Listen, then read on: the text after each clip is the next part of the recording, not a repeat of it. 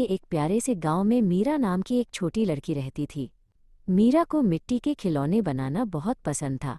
उसका सबसे प्यारा दोस्त पुच्छू था, जो मिट्टी का बना एक छोटा सा खिलौना था। पुच्छू के कान थोड़े बड़े थे और उसकी मुस्कान बहुत ही भोली थी। मीरा को यकीन था कि पुच्छू कोई साधारण खिलौना नहीं है।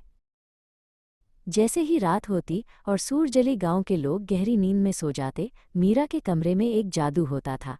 पुच्छू और मीरा के बाकी खिलौने धीरे से हिलने लगते और बातें करने लगते। मीरा अपनी खिड़की के पास बैठकर पुच्छू से अपने सपनों के बारे में बातें करती थी। उसे लगता था कि उसके सपने बादलों की तरह नरम और मीठे हैं। अचानक गांव की ठंडी हवा में एक काला साया महसूस हुआ। यह भुला हुआ डर था। ये साया लोगों के मीठे सपनों को चुरा लेता था और उन्हें डरावनी परछाइयों में बदल देता था। मीरा ने खिड़की से बाहर देखा तो उसे एक बड़ा सा धुंधला साया गांव की गलियों में घूमता हुआ दिखाई दिया।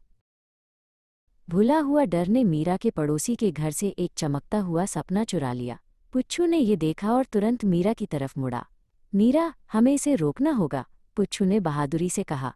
पुच्छू ने अपनी छोटी मिट्टी की तलवार उठाई और परछाई की ओर बढ़ने लगा ताकि वो सपनों को बचा सके। मीरा ने देखा कि उन्हें मदद की ज़रूरत है। उसने अपने पसंदीदा नीले हाथी गोलू को जगाया। गोलू एक कपड़े का खिलौना था जिसकी सूंड बहुत लंबी थी। गोलू, हमें पुच्छू और अपने गांव के सपनों को बचाना है, मीरा ने फुसफुसाते हुए कहा। गोलू ने अपनी आंखें मलीं और मीरा का हाथ थाम लिया। पुच्छू और गोलू ने मिलकर भुला हुआ डर का रास्ता रोका। पुच्छू ने जोर से चिल्लाकर साये का ध्यान अपनी ओर खींचा और गोलू ने अपनी सूंड से हवा में जादू बिखेरा। लेकिन वो साया बहुत ताकतवर था और वो उन दोनों को पीछे धकेलने लगा। अंधेरा बढ़ने लगा और चारों तरफ सन्नाटा छा गया।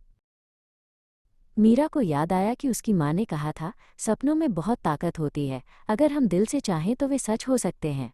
मीरा ने अपनी जादुई लालटेन उठाई जो उसकी दादी ने उसे दी थी। उसने पुच्छू को आवाज़ दी, पुच्छू, डरो मत, हमारी हिम्मत ही इस अंधेरे को हरा सकती है। मीरा ने अपनी आंखें बंद की और सबसे सुंदर सपने के बारे में सोचा, एक ऐसी दुनिया जहां हर तरफ फूल हों और सब खुश हों।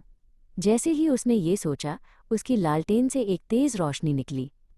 मीरा ने लालटेन को सीधे भुला हुआ डर की तरफ कर दिया। अंधेरा रोशनी के सामने टिक नहीं सका।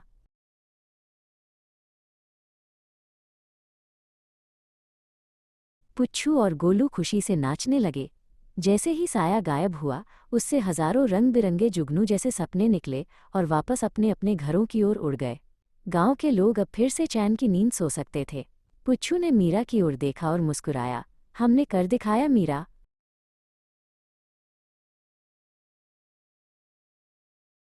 अगली सुबह जब सूरज निकला, सूरजली गांव पहले से भी ज्यादा सुंदर लग रहा था। मीरा जागी और उसने देखा कि पुच्छू और गोलू अपनी जगह पर शांति से बैठे हैं। मीरा ने पुच्छू को गले लगाया। उसे पता था कि जब तक उसके पास उसके सपने और पुच्छू जैसे दोस्त हैं, कोई भी डर उसे हरा नहीं सकता।